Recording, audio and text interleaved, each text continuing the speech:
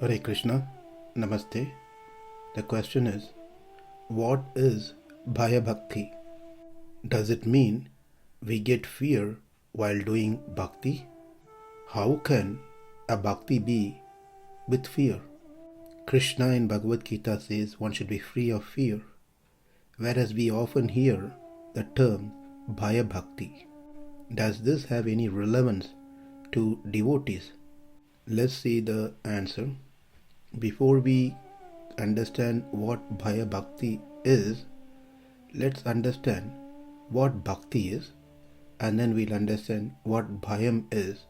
Then we will be able to easily combine these two terms and understand what Bhaya Bhakti is. Let us ask some very basic questions about Bhakti to ourselves. What is Bhakti?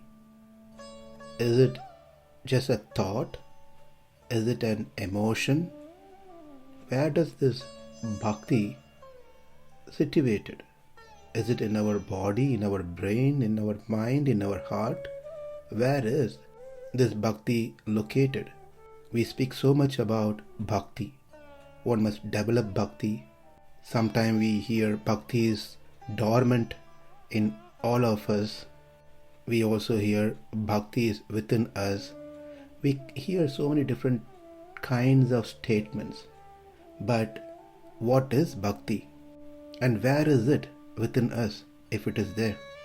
It is said, Bhakti-scha jnana visheshaha.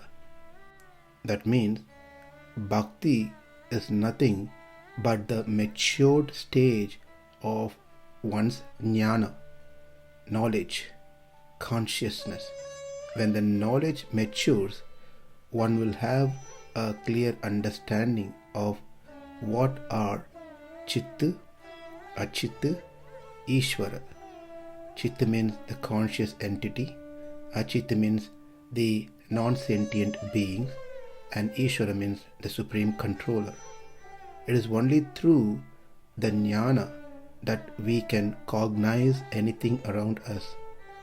If we don't have that jnana, then we won't know what we are speaking, what we are seeing, what we are feeling, nothing. Because of that jnana that's present within us, we can identify things, that this is rose, this is mango, this is a chair, this is a table, not a mat, this is a rock, not a sand, etc. We are all Atmas, the living entities. That means we are conscious beings. When we say conscious being, that means we have knowledge, the intelligence. That intelligence is what called as jnana.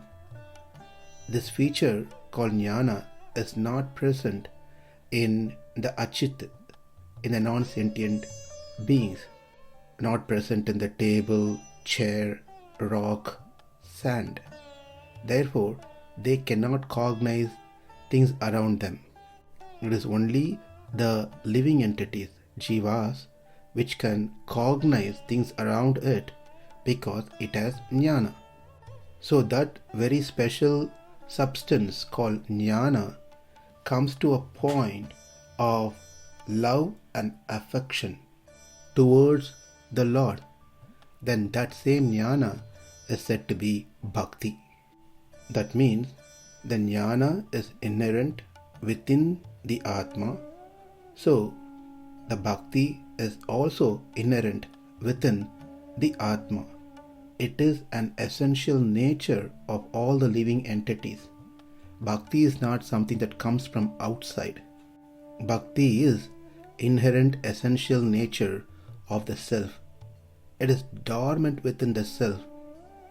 It is just the matter of getting it awakened. From Bhagavad Gita, teachings of Krishna, we can very clearly understand that bhakti is present in Karma Yogi, Jnana Yogi, and certainly in Bhakti Yogi. Without that bhakti, one cannot perform any of those yogas that Krishna mentions in Gita. Karma without bhakti is not karma yoga. Jnana without bhakti is not Jnana Yoga. And of course, Bhakti Yoga without bhakti is simply just karma or jnana, or both without bhakti. None of these yoga system will take us to the goal that we want to achieve without bhakti. And that bhakti is nothing but the matured stage of jnana, one's knowledge, that reaches to the highest stage in bhakti yoga, because one's love and affection to the Lord becomes unalloyed.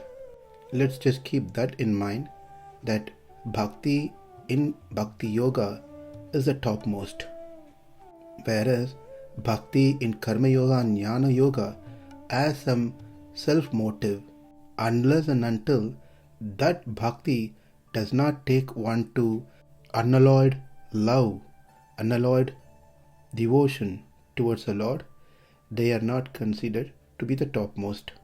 This difference we must know. Now getting back to our track, Bhakti is cha jnana visheshaha. Bhakti is nothing but the matured stage of existing jnana. The jnana, the knowledge that is also called as consciousness, does not come from outside.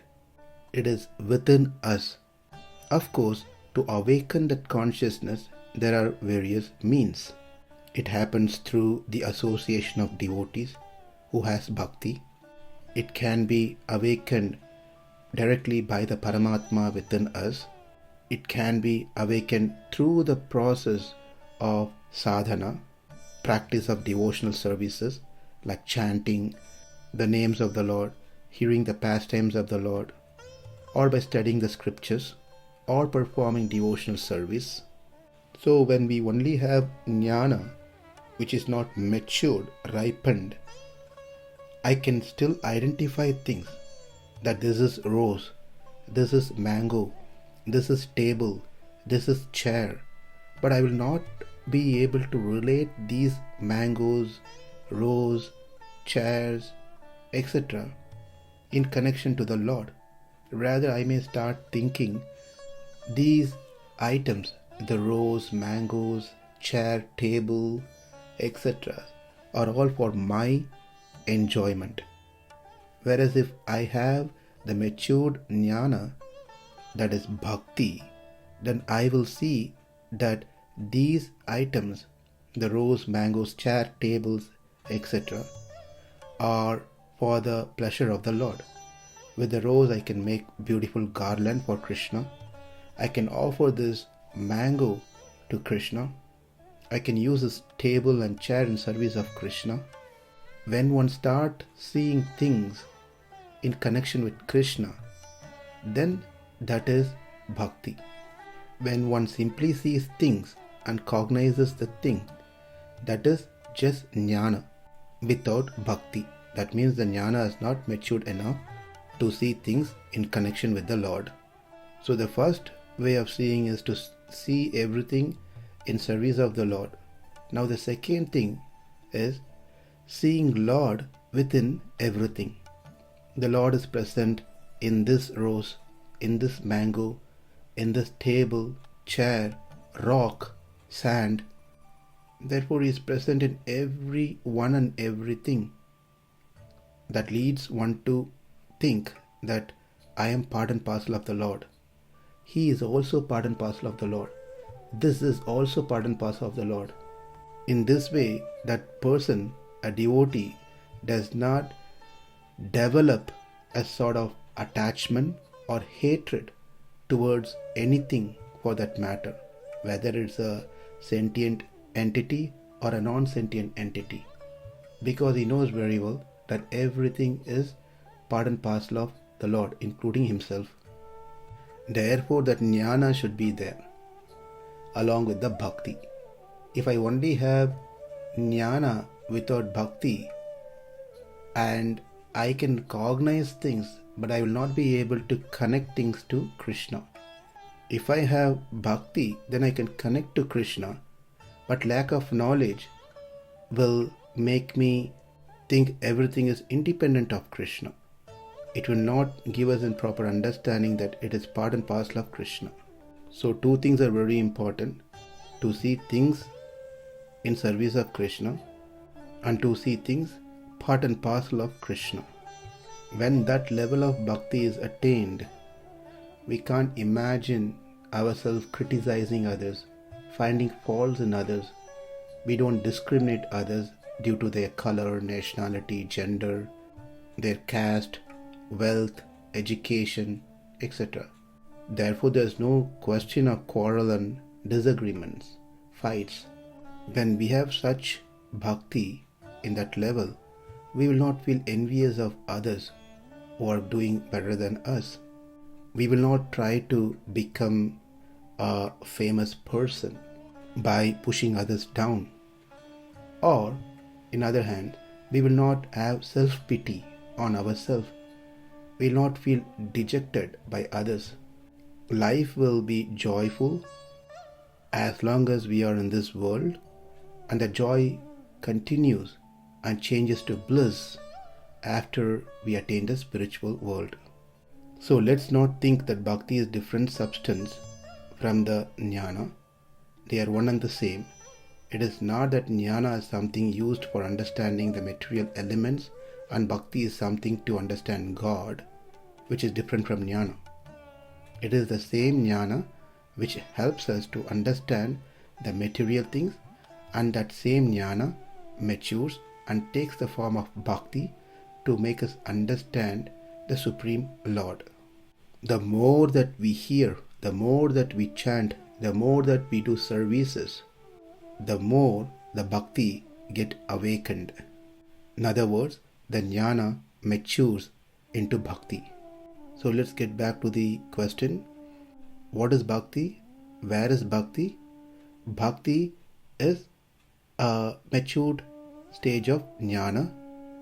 Where it is within us.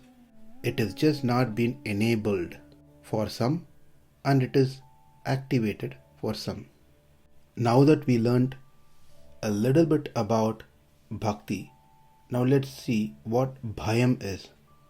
An emotion that causes by the possibility of the loss of desired or the attached things.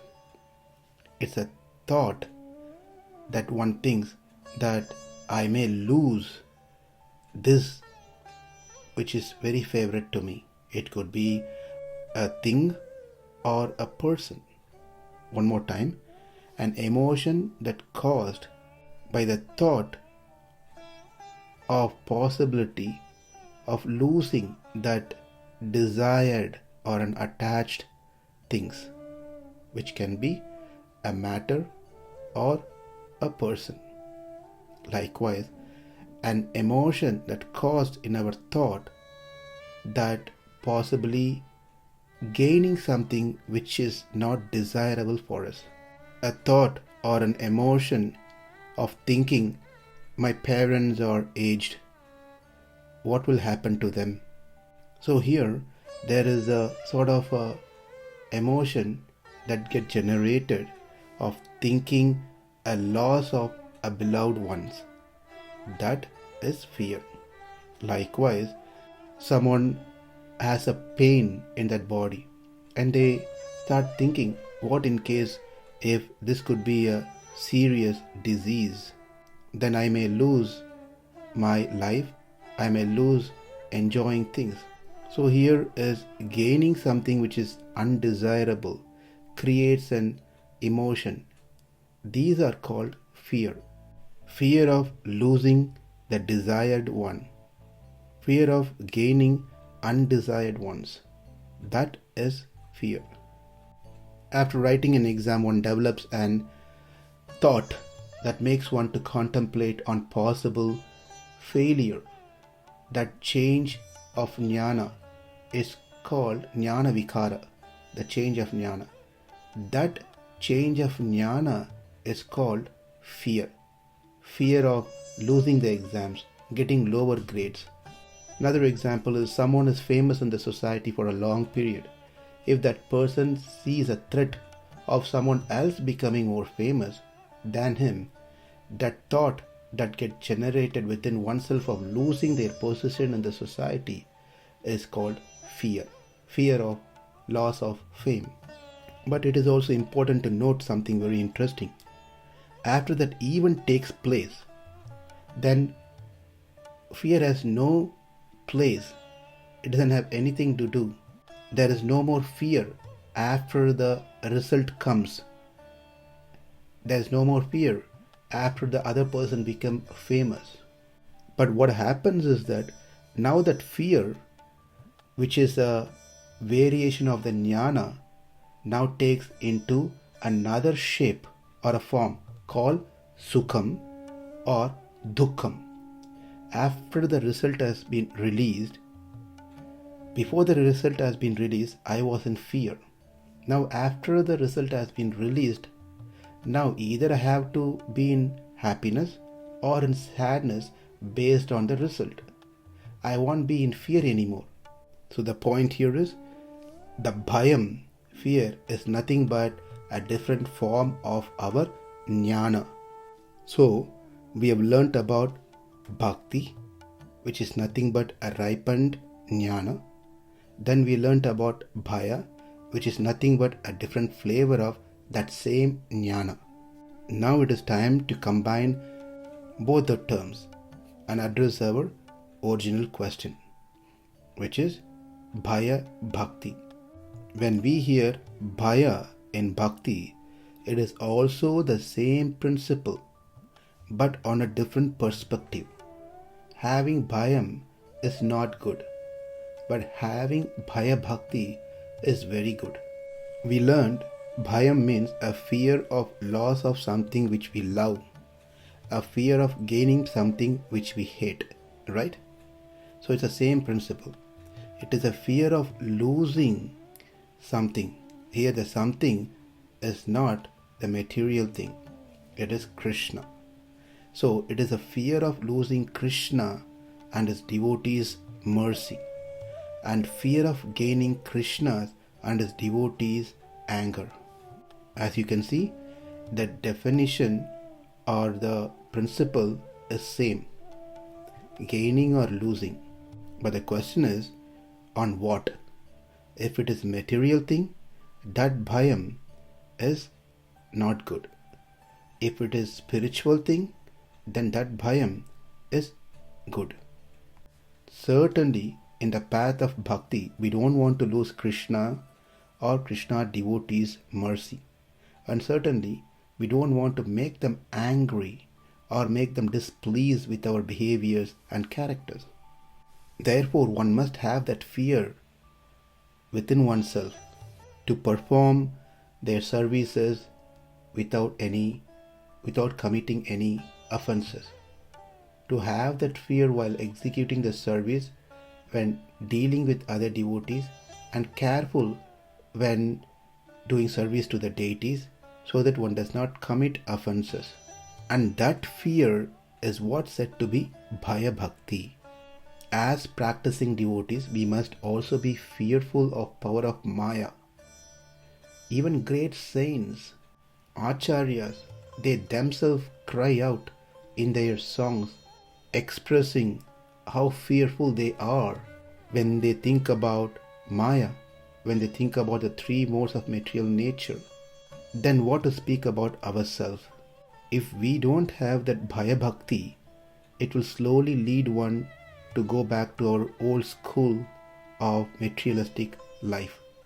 One may think that now I have learnt many scriptures, I have done a lot of services, I am very well versed in the scriptures, I have perfected my chanting, I am not afraid of anyone, I am independent. If these thoughts comes, then there's a serious problem to one's bhakti. It is the Lord who gives us the bhakti. When he is displeased, he will take away the bhakti. When I say he gives, doesn't mean that it's not within us. It means that he awakens the bhakti, seeing our sincerity. If we are not sincere, then he puts that bhakti back into the dormant state. So if one has a false confidence that they can do anything and be in Krishna consciousness, that is not safe.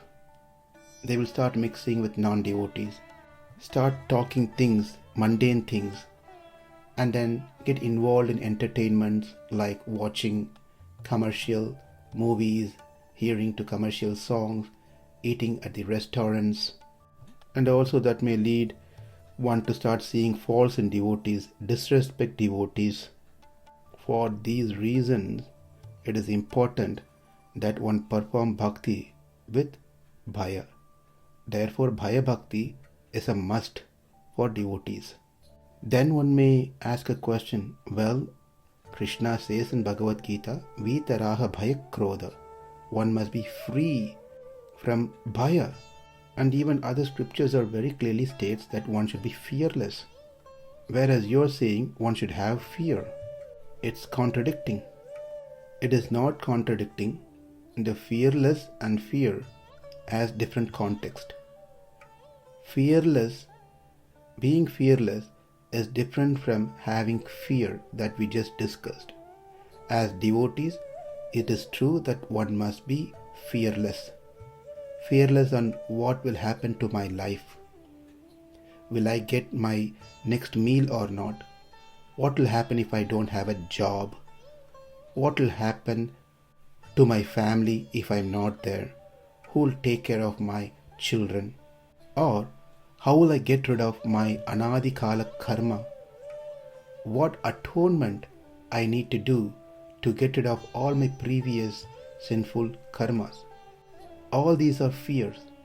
What Krishna says and the scripture says is, don't be fearful of these things. Since you are surrendered, you've taken shelter at the lotus feet of Krishna, then why are you thinking you're going to be the savior of your family, of yourself in fact? Krishna is the father, Krishna is the mother, Krishna is the protector. Krishna is there always to protect one who is surrendered unto him. Guru is there always to correct us. Devotees are there always to guide us. Whatever is happening in my life is just because of my previous karmas. There's no need for me to be fearful of anything that's happening in my life, to this body, or to the extended bodies, my children, and so forth. Because Krishna has taken in charge of my life. Why should I be fearful? In this way, one should be fearless. But the sad part is, we wrongly apply that fearlessness into our interaction with devotees, gurus, and deities.